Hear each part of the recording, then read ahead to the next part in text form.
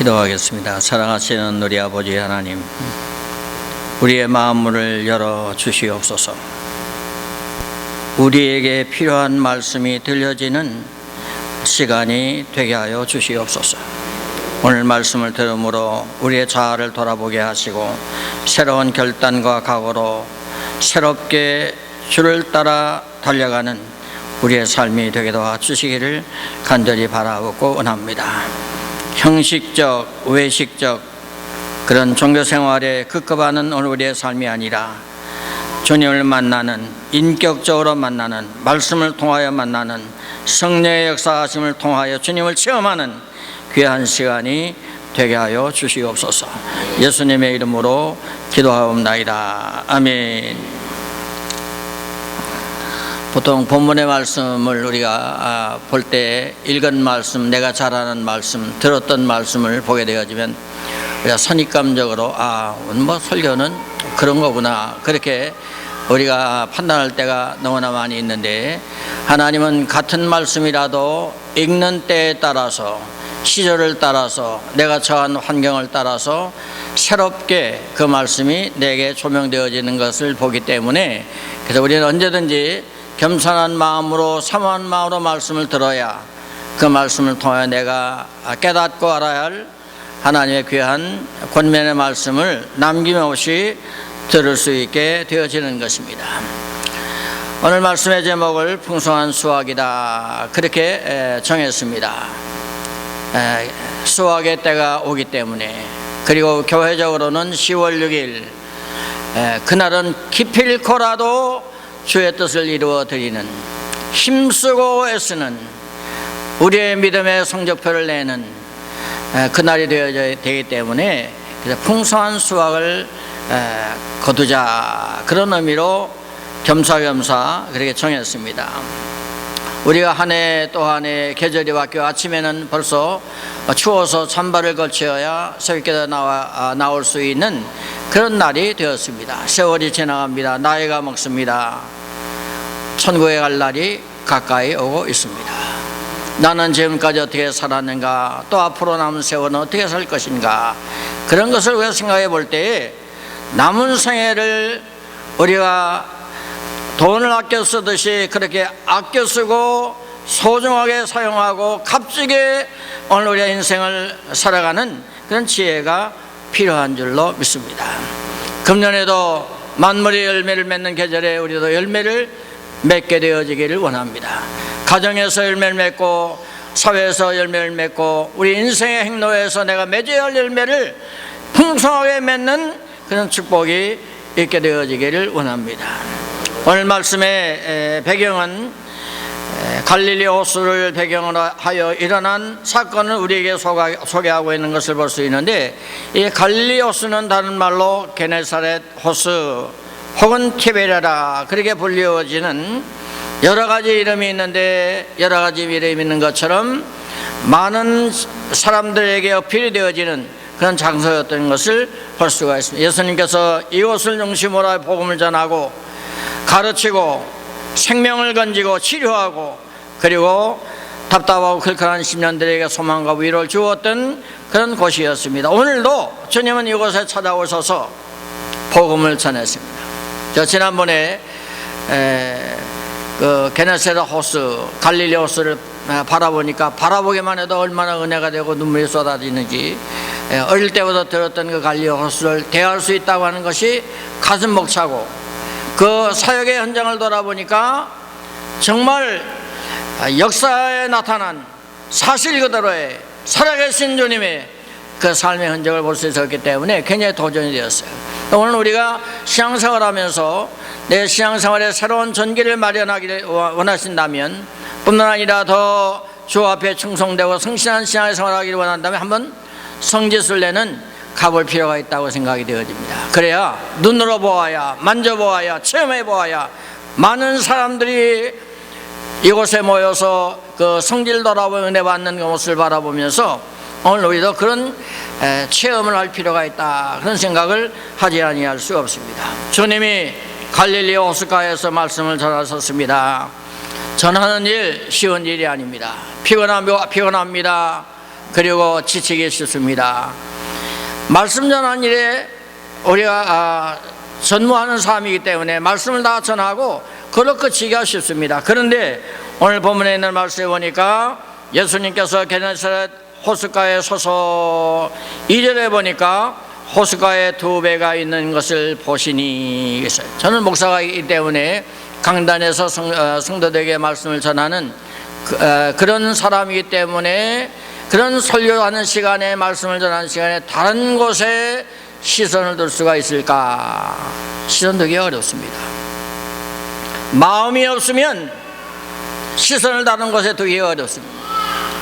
내 마음속에 간절한 소원이 없으면 다른 곳에 시선을 두기 어렵습니다. 내가 하는 일, 내 하는 일, 내 목표, 내가 세운 좌표를 향하여 달려가는 것도 힘든데 다른 것 바라보기가 쉽지 않습니다. 그런데 주님은 다른 것을 바라보셨습니다. 다른 것 바라봤어요. 거기 보니까 빈 배 곁에 그물을 씻고 있는 한 어부를 바라보시었습니다. 이 말씀을 이렇게 보니까 이것이 그리스도의 마음이 아닌가, 이것이 그리스도의 마음이 아닌가, 그런 생각을 해보았습니다. 주님은 실패하고 낙심한 사람, 절망한 사람, 실망한 사람, 그 사람을 바라보았어요. 그런 마음의 여유가 있었어요. 열린 마음이었어요. 관심을 가지고 있는 사람이었어요. 내 일은 아니지만은, 내가 상면한 일은 아니지만은, 시급한 일도 아니었지만은, 그러나 실망하고 지친 일을 바라보는 마음의 여유, 열린 마음을 가지고 있어요. 그 아픈 심령들을 바라볼 수 있는, 그 영혼을 품을 수 있는 여유를 가지고 있었다. 저는 교회 여러분의 지난 한 주간 동안 사시면서 다른 사람에 대하여 얼마나 사랑의 관심을 가지고 살아왔는가, 오늘 돌이켜볼 필요가 있는 줄로 압니다. 물론 내 할 일이 바쁩니다. 너무 분주합니다. 내 살아가는 일도 피곤합니다. 다 알지요. 그러나 주님은 그런 중에서도 빈 배, 빈 손, 빈 금을 앞에서 실망하고 좌절한 이를 바라보는 사랑의 마음을 가지신 주님이신 것을 볼 수가 있습니다. 그래서 그런 이들을 바라볼 수 있어요. 그는 지난밤 밤새도록 고기 한 마리 잡지 못하고 빈 배로 돌아와 실망하고 좌절한 채 살 소망을 잃은 어부였습니다. 그 사람이 베드로였습니다. 베드로는 어부로서의 경험이 많은 사람이었습니다. 경력이 있었습니다. 고기 잡는 노하우를 알고 있는, 누구에게 못지 아니한 그런 사람이었습니다.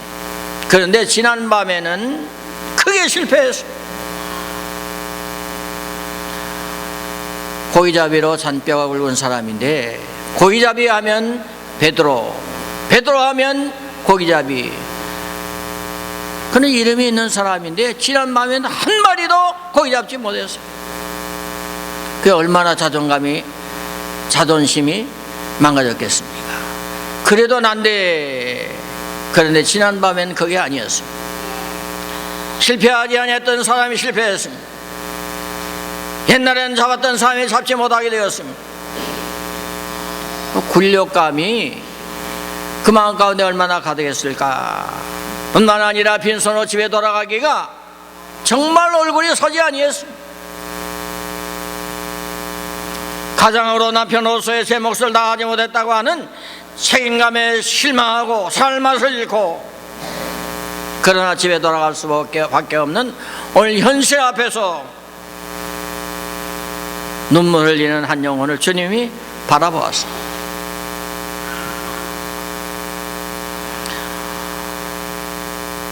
빈 그물과 빈 배와 빈 손인 베드로의 모습은 어떤 사람의 모습일까? 오늘 오시는 지역에 살아가는 우리 교포들의 모습이 아니겠는가? 실패하고 패배하고 얻어야 할 것을 얻지 못하고 실망하고 좌절한 인생의 모습을 우리에게 보여주고 있는 줄로 믿습니다. 베드로에게는 아무런 희망이 보이지 아니했습니다. 소망도 보이지 아니했습니다. 이런 순간에 이르게 되어지면 많은 사람들이 인생을 포기합니다. 이제는 끝이다. 낙심하고 절망하고 포기하게 되어지고 극한의 방법을 취하기도 하는 것을 볼 수가 있습니다. 그러나 그때는, 그 시간은 주님이 찾아오는 시간인 것입니다. 주님은 바로 이러한 때에 이런 사람에게, 실망한 사람에게, 절망한 사람에게, 실패한 사람에게 주님이 찾아와 주셨습니다. 주님이 이런 분에게 찾아와 주셨다고 하는 것이 오늘 우리에게 주시는 위로고 소망인 줄로 믿습니다. 우리 지난날을 돌이켜보면 우리도 그런 날에 주님을 만났어요. 뜨겁게 만났어요. 절망했을 때 희망을 가졌습니다. 사람들이 알아주지 아니하고 잊혀진 사람이었을 때 주님이 알아주었어요. 주님이 뽑아주었어요. 그래서 그 주님을 잊을 수가 없습니다. 지금도 잊을 수가 없습니다. 그 잊은 사람은 배은망덕한 사람이죠. 그 사랑, 그 은혜, 내게 향하신 그 관심 잊을 수가 없는 것입니다. 주님은 우리에게 희망이신 줄로 믿습니다. 위로가 되신 분인 것입니다. 주님은 이런 사람에게 찾아오시는 것입니다. 그 말을 나는 말로 말하면 주님은 이러한 때에 찾아와 주시는 것을 볼 수가 있습니다. 찬송가 324장이 좋아요. 가사가 주님 찾아오셨네, 무엇이여 드리세요. 주님 찾아오셨네, 무엇이여 드리세. 과시관을 쓰셨네, 무엇이여 드리세.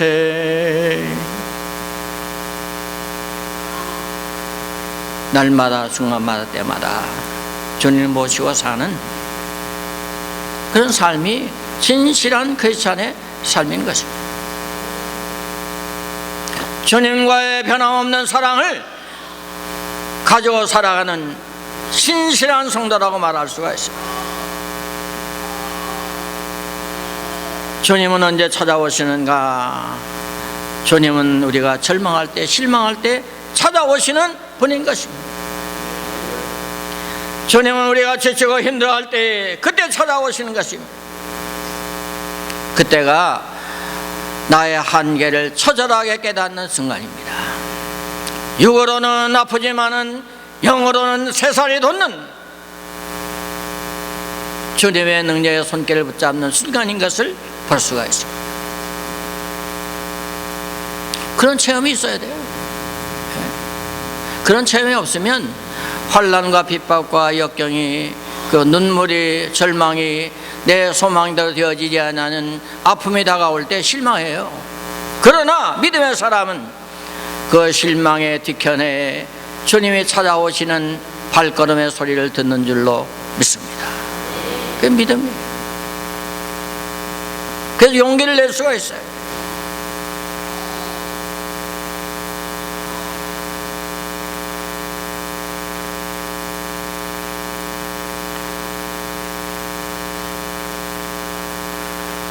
저 지난번에 김인종 목사님 오셨다 한 후에 제가 참 제가 충격받아서 사실은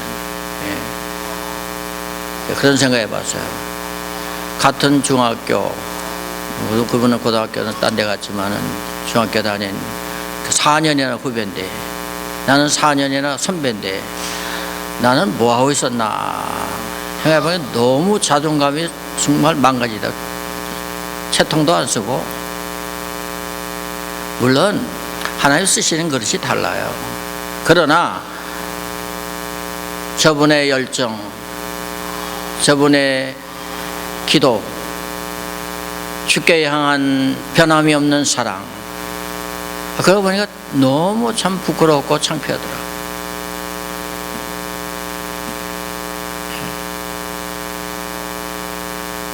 제가 오죽하면 매일 기도하겠습니다. 저는 지금까지 79년부터 시작했으니까 35년 됐나요? 그렇게 목회에서도 그렇게 기도해 본 적 없어요. 사모님하고 둘이 기도해 본 적 없어요. 우리 사모님은 다 알아요. 제가 오죽 답답하면 기도하겠습니다. 세상에 대해서 절망하니까 기도밖에 없어요. 기도하니까 세살 나요. 얼마나 요새 너는 해피한지 몰라요.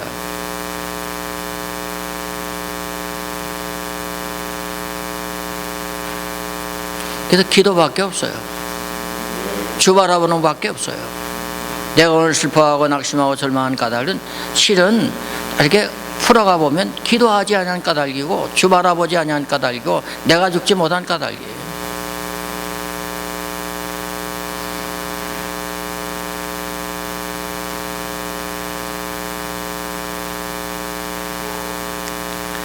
내가 세상에 대하여 절망하여야 내가 낮아집니다.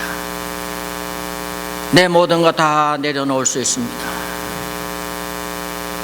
살아보니까, 부딪혀보니까, 실패해보니까 세상의 것은 헛되고 것임을 비로소 깨닫기 때문에 내려놔요.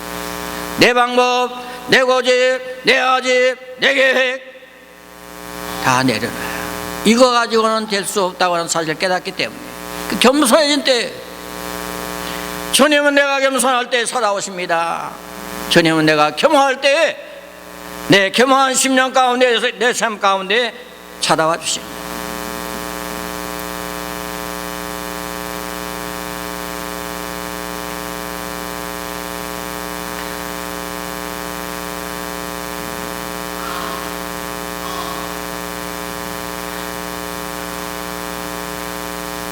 겸손해야 주님을 진정으로 사모할 수 있습니다. 뜨겁게 사랑할 수 있습니다.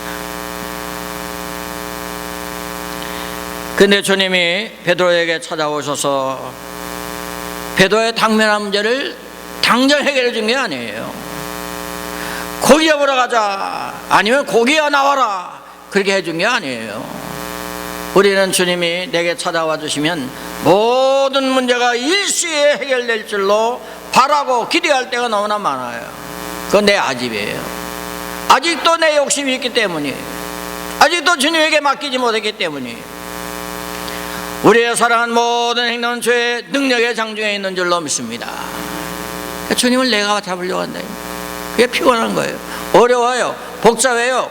머리가 복잡해요. 마음이 편하지 않아요.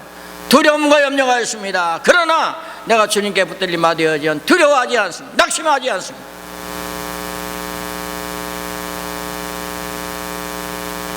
주님이 찾아오셔서 베드로에게 말씀하시기를 3절에 보니까 한 배에 오르시고 육지에서 조금 뛰기를 청하셨다. 우리가 인간적으로 보면 베드로에게는 무리한 부탁이에요. 지금 밤새도 지쳤어요. 고기 한 마리 잡지 못했어요. 여유가 없어요. 힘이 없어요. 그런데 주님은 베드로에게 말씀하시기를 네 배 좀 타보자. 네가 가지고 있는 노젓는 방법으로 배를 좀 띄워보라, 그렇게 말씀하시는 거예요.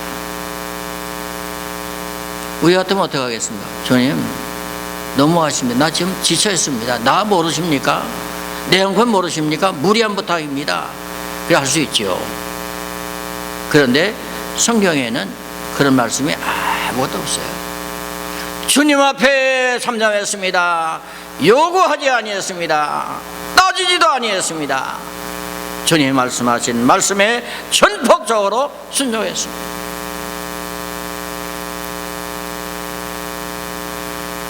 배가 강가에 뜨고 난 다음에 강가에 모여있는 사람들에게 복음을 전했습니다.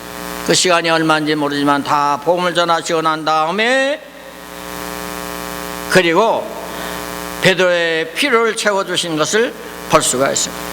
그런 걸 볼 때 주님은 베드로에게 고기 잡는 일, 육적인 일, 육의 일보다는 영적인 일, 말씀 전하는 일, 가르치는 일, 영혼을 살리는 일, 그 살리는 일에 더 무게를 두었음을 볼 수가 있습니다. 그래서 우리가 착각할 때 많아요.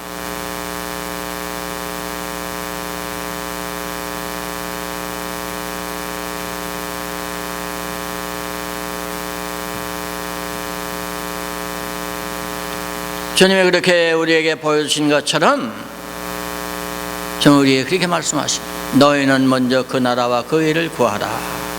그리하면 이 모든 것을 너희에게 더하시리라.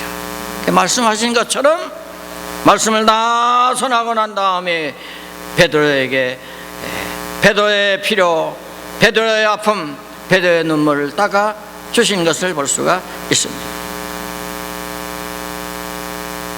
그 배를 띄우라는 말씀을 우리가 곰곰이 잘 곱씹어 보면 두 가지의 교훈을 얻을 수가 있어요. 내 곁을 한번 써보자, 내 배를 한번 타보자. 그 말은 베드로에게 헌신을 요구하시는 것을 볼 수가 있습니다. 주님은 내게 축복하시기 전에 주에 대한 충성, 주에 대한 헌신, 주에 대한 관심과 사랑을 요구하고 계시는 주님이신 것을 볼 수가 있습니다. 저희 늘 그랬어요. 축복하시자 늘 요구하신 주님이었어요. 가나안인 잔치에 포도주가 떨어졌을 때에 잔치가 엉망이 될 순간에 주님은 그냥 포도주가 나가라 이렇게 말한 게 아니에요. 예? 그렇게 한 분이 아니에요. 종들에게 말하기를 물을 떠다가 항아리 아구에 채우라.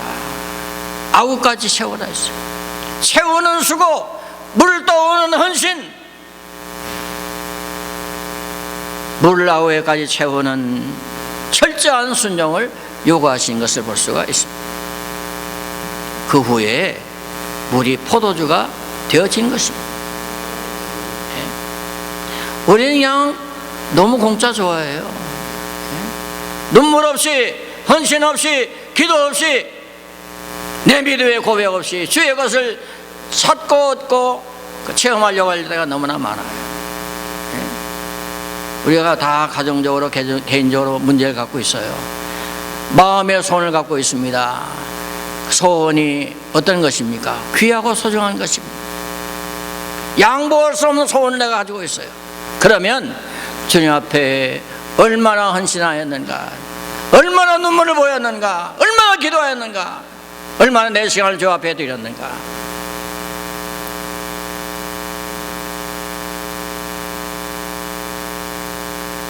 정말 헌신 요구하시는 거예요.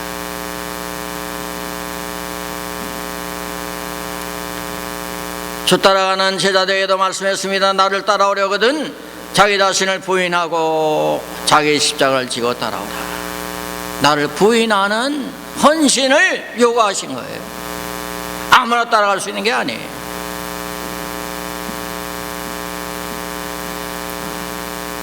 구하라, 찾으라, 두드리라는 말씀은 우리에게 헌신을 요구하신 말씀인 것을 볼 수가 있습니다. 마치 씨를 뿌려야 거두게 되어지는 것처럼 구하는 노력이 필요합니다. 찾는 수고가 필요합니다. 근데 우리가 그거 안 해요. 그냥 기적만 바랄 때가 너무 많아요. 저도 그렇게 볼 때가 많아요. 이번은 기도할 때인데, 지금 기도할 때인데, 지금 밤이 맞도록 기도해야 할 때인데 기도하지 않니.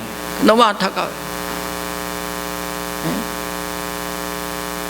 주님은 문 밖에 서서 기다리십니다. 축복하시려고, 해결해 주시려고, 필요를 채워주시려고 기다리고 계십니다. 두드리지 않아요. 문을 열지 않아요.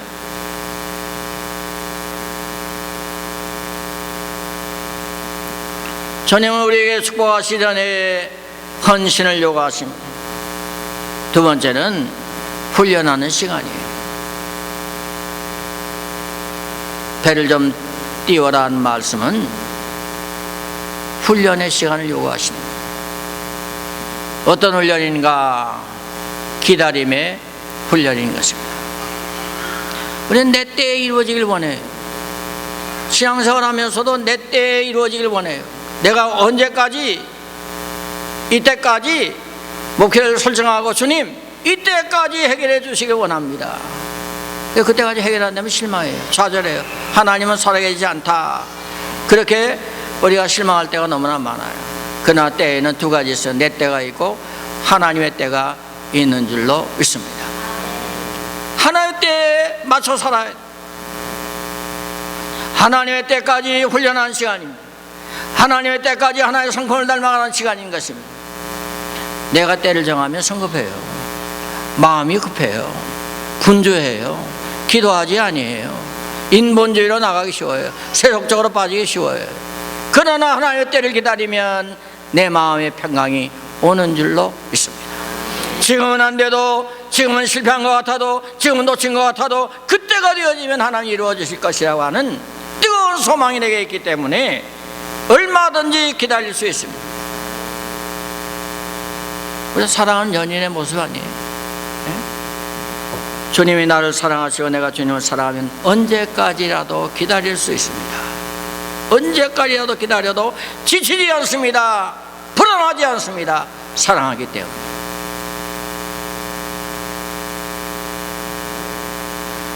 그래서 하나님의 때에 앞서가면 안 돼요. 네? 그래서 우리가 신앙생활 하면서도 불안하고 초조하고 낙심하고 그래서 살 때가 많아요. 하나님의 때가 있어요. 하나님의 때에 잘 맞춰가는 것이 지혜인 것입니다. 주님의 때까지 믿고 의지하며 기다리는 기다림이 필요한 거예요. 주님 왜 모르시겠어요? 밤새도록 고기 잡았는데 한 마리도 잡지 못했으니까 베드로의 아픔, 베드로가 요구하는 거, 베드로가 필요한 거 다 알지요. 쫙 보면 압니다. 예? 다 압니다. 근데 주님은 내 배를 띄어라. 배를 좀 저어봐라. 그리고 주님 하실 일 다 했어요. 얼마나 속 답답하겠습니까? 기다려라. 내 때까지 기다려라.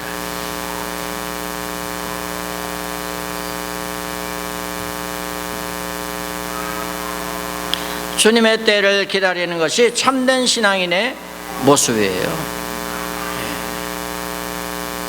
거룩한 신앙의 생활의 모습인 것입니다.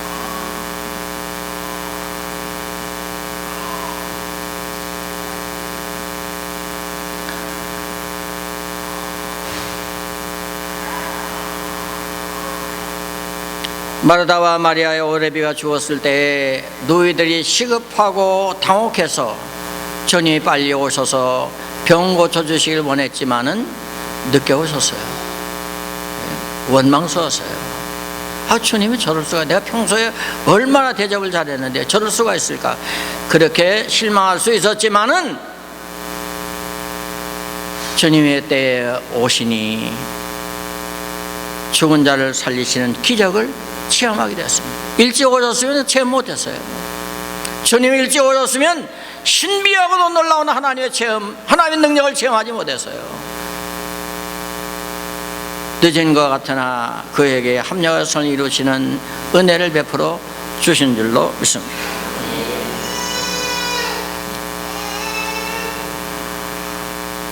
그래서 성경에서 말하지 않습니까? 때를 따라 돕는 은혜, 때를 따라 돕는 은혜. 아, 지금은 내 때가 아닌가 보다. 나를 위한 때가 있을 것이라. 하나님의 언약의 말씀에 약속을 통하여 바라보고 오늘 즐거워하고 기뻐하는 그런 거룩한 삶을 우리가 살아야 할 것입니다. 시간은 다 됐는데 나는 반밖에 못했는데 어떡하나. 성령 충만해도 문제인 것 같아요. 성령 충만하다 보니까 내가 이 반밖에 못했어요. 내가 어제도 요새 계속 아침 9시부터 시작해서 밤 10시까지, 밤 10시 집회 나고, 제가 또 임원이니까 빠져나갈 수 없으니까 어제는 사실 솔직히 드리면 필그림교회에서 똑같이 9시부터 시작해가지고 저녁에 7시 반부터 예배를 드리는데 머리가 막 돌더라고. 제 머리가. 아, 어떻게 해야 좀 빨리 가서 쉬어야 돼. 내일 거룩한 주일인데 어떻게 내가 빨리 가서 좀 이 준비를 해야 되는데 막 걱정이 많이 되더라고. 그래서 밥 먹고 가자. 그래서 다 밥 먹고, 저녁 밥 먹고 교회 딱 들어가니까 또 체면상 바로 갈 수가 없어가지고 입이 떨어지지 않아. 그러면 예배가 시작하면 할 때 내가 맨 뒤에 앉았다가 아무도 모르면 나가면 좋겠다. 그 뒤에 다 의젓하게 앉았어요. 앉아서 예배가 막 시작이 되어졌는데 요새 주신 말씀이 뭐냐면 응답받고 살아라. 내가 없어지지 말고 응답받고 살아라. 그런 말씀을 계속 받았기 때문에 제가 생각해 보니까 야, 내가 빨리 가고 싶은 것은 내 생각인데 그 이론은 있죠. 내일 설교 준비한다, 뭐 말씀을 준비한다, 피곤하다, 뭐 당연한 거예요. 그런 이론에 빠지면 믿음에서 실족해요. 내 이론, 내 주장, 내 아집, 내 고정관념 그거 따라가면 실패해요. 그래서 제가 생각했어요. 야, 내가 이게 기도 응답 받은 것인가 그렇게 생각하니까 뭐 답이 금방 나옵니다. 기도 응답 받은 게 아니에요.